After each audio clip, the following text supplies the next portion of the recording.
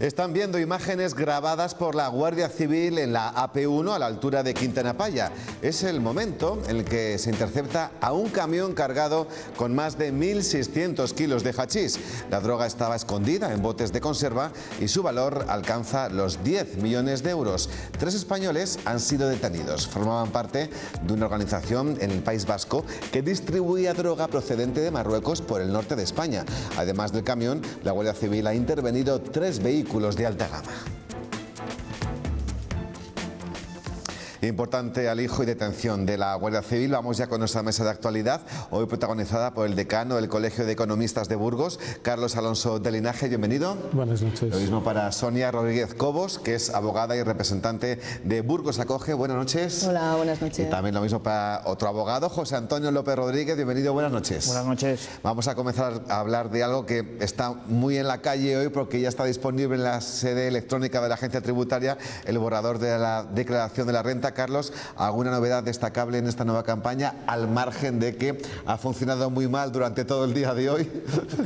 Bueno, en principio una de las grandes novedades es que este año por primera vez se va a poder hacer en más de un dispositivo y compartir los datos. Se podría iniciar la declaración en un ordenador, acabarlo en una tablet y transmitirlo desde el móvil. Yo creo que esta es una buena noticia y a priori es una de las grandes novedades de esta campaña.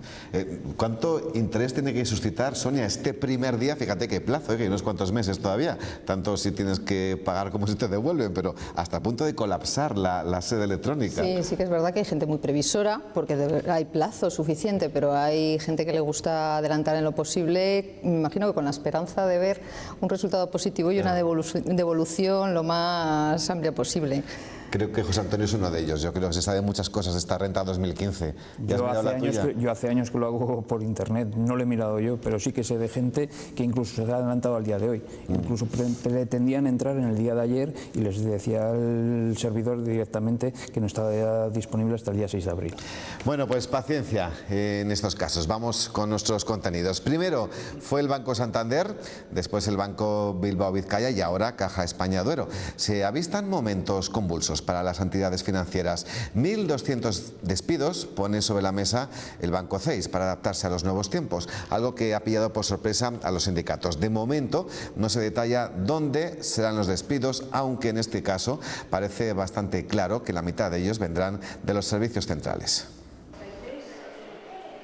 Desproporcionada e injustificada son los calificativos a una cifra, 1.120 despidos que los sindicatos ni entienden ni comparten. Nos parece una aberración. Ni de lejos pensábamos que iban a hacer 1.120. No estamos de acuerdo, no estamos dispuestos a pasar por ahí. Los sindicatos se quejan de que hasta ahora Banco España Duero se ha limitado a presentar un balance económico desfavorable, pero nada se sabe de cómo va a acometer esa reestructuración, cuántas oficinas se van a cerrar, dónde y con qué condiciones. Hemos pedido el plan técnico, es decir, saber exactamente dónde quieren ir, ¿no?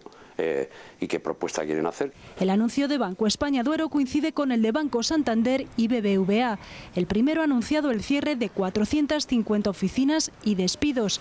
El segundo, sin un plan de reestructuración sobre la mesa, prescindirá de 2/3 de sus sucursales a largo plazo. Las cifras que en este momento se barajan es que el número de oficinas van a quedar igual que en los años 80. También llamamos la atención sobre lo que va a pasar en el mundo rural. Acabamos de hacer una integración informática y de servicios que genera unas nuevas sinergias. Las causas apuntan a Europa y a la situación actual de nuestro gobierno. Yo creo que se está aprovechando todas estas circunstancias para hacer ni más ni menos un ERE en el sector financiero. Los sindicatos están dispuestos a todo. Por la defensa de los puestos de trabajo. Nosotros pelearemos hasta donde sea posible. El proceso de negociación en el sector financiero se prevé largo. Pues volvemos a la mesa, Carlos. Es algo que se esperaba. Lo digo porque a priori lo que creo que muchos ciudadanos tienen en su imaginario particular es que las entidades financieras a fecha de hoy tienen pingües beneficios.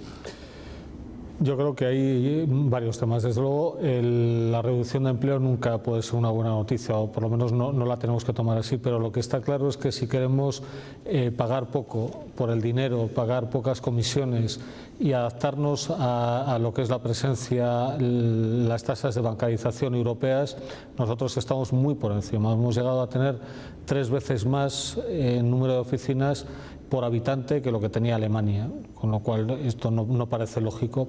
Y por otro lado, los cambios tecnológicos están suponiendo una verdadera revolución en el sector financiero, y la concentración, nos guste o no, lo que tiene es la reducción de las redes. Las redes muchas veces están superpuestas, solapadas, y va a hacer, nos guste o no, que por un tema de optimización y de costes también se reduzca el número de oficinas. Los cambios tecnológicos que están evidentemente detrás también de estos despidos son en las entidades financieras, pero que no solamente en este sector de actividad, ojo, que puede ser responsable de muchos despidos venideros a corto y medio plazo.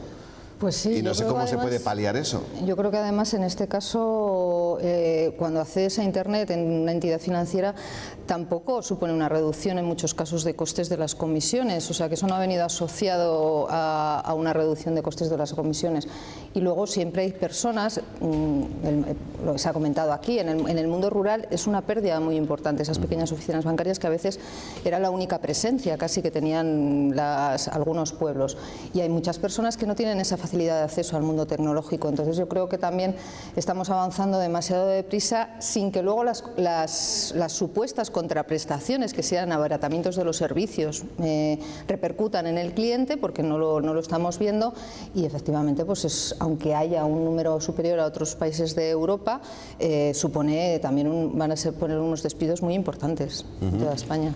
Comparto las opiniones manifestadas por mis dos contertulios. Ahora, lo que sí que me sorprende la sorpresa que se hayan llevado los sindicatos al ver esta situación. No me cabe en la cabeza que ello sea así, cuando en el día a día cualquier persona va a una entidad bancaria, a una sucursal bancaria, y ve cómo los servicios que se prestan son cada vez menores, incluso a la hora de ingresar dinero. Amablemente el cajero en cuestión te remite gustosamente al cajero automático para al cajero que no es amable.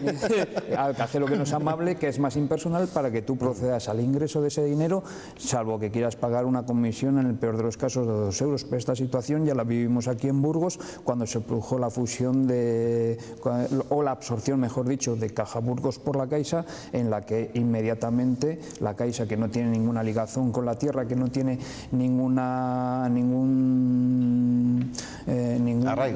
arraigo aquí en la ciudad, le importó, como vulgarmente se dice, 3 narices, el establecer nuevos sistemas, así como Ibercaja. Yo hablo de una cuestión personal. En el caso cuando mi padre falleció, por así decirlo, yo fui a pedir el certificado a efectos de hacer la correspondiente declaración de impuestos de sucesiones y donaciones. Fui a pedir el certificado a una entidad bancaria de las que sí tenían arraigo, pero que habían sido absorbidas, y se me cobró por el certificado la nada despreciable cifra de 75 euros, cuando a lo mejor vas a otras entidades bancarias y por hacer lo mismo y en el mismo momento fueron 0 euros. Igual ahí cobra fuerza la teoría que tenía Sonia, ¿no? En cuanto que no era excusa el dejar de cobrar ciertos extracargos porque lo siguen cobrando, ¿no? Sí, efectivamente, no repercute en los clientes. Yo, al hilo de lo que dice él, nosotros tenemos casos de personas que necesitan certificaciones para pedir una ayuda social, como la renta mínima de inserción, que es la última ayuda que pueden recibir, y sin embargo necesitan un certificado de las cuentas que a su vez los bancos le cobran por él. Entonces no tiene... Bien, pues obviamente este asunto de los despidos en Banco España de Oro ha llegado a las Cortes Regionales. Los grupos políticos en la oposición culpan a quienes abanderaron en su día ese proceso de fusión de cajas. Advierten al presidente Herrera que tanto despido seguido no puede ser fruto de una buena política de empleo. Porque es posible que muchos de estos despidos lleven aparejada el cierre de las sucursales en nuestro medio rural. Y esto es algo importantísimo, porque son servicios que se pierden. Del expolio, del saqueo que ha habido en esta comunidad autónoma de las cajas de ahorros, pues ahora pagan las consecuencias los de siempre, los trabajadores y las trabajadoras. Realmente es un fracaso del fiasco de las políticas económicas y financieras del Partido Popular y del señor Herrera. Una vez más ante la demostración de que el famoso músculo financiero que supuestamente iba a suponer la fusión de las cajas de ahorro, pues efectivamente ni músculo financiero ni al final ningún beneficio. Eran los portavoces de todos los grupos políticos en la oposición en las Cortes Regionales. Carlos, ¿se puede buscar aquí responsabilidades políticas, como apuntaba, por ejemplo, el portavoz de Ciudadanos?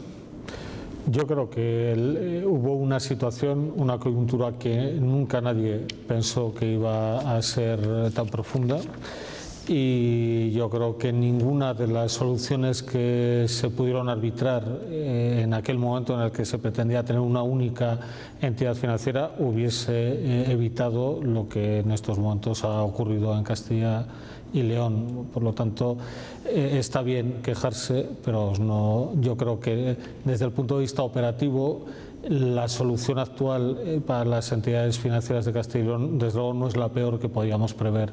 Posiblemente la situación de Banco CEIS es en estos momentos la más inestable, porque incluso con Unicaja no tienen la dimensión que preveía el Ministerio como para ser una entidad de futuro dentro del panorama financiero español. Pero en cambio la situación, por ejemplo, del Banco Santander es bien distinta, es mucho mejor y también toma un derrotero similar.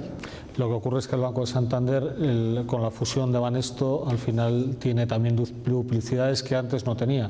Al operar con dos marcas y al operar con estrategias comerciales distintas, tenía una cobertura muy distinta a la estrategia que adoptó con la integración de Banesto. Yo creo que responde más a esto y responde a un cambio tecnológico y un cambio de hábitos. Sí que es cierto, de las personas mayores y en el medio rural los hábitos son distintos, pero nos guste o no, el mundo va en una dirección y al final, siempre que hay un cambio tecnológico, hay un trasvase de puestos de trabajo entre unas actividades y otras. ¿Qué ocurre? Que el que pierde el puesto de trabajo, evidentemente, no deja de ser un drama. Bien, pues vamos a hacer una brevísima pausa. A la vuelta hablamos de la triste crisis de los refugiados. A la vuelta ahora mismo.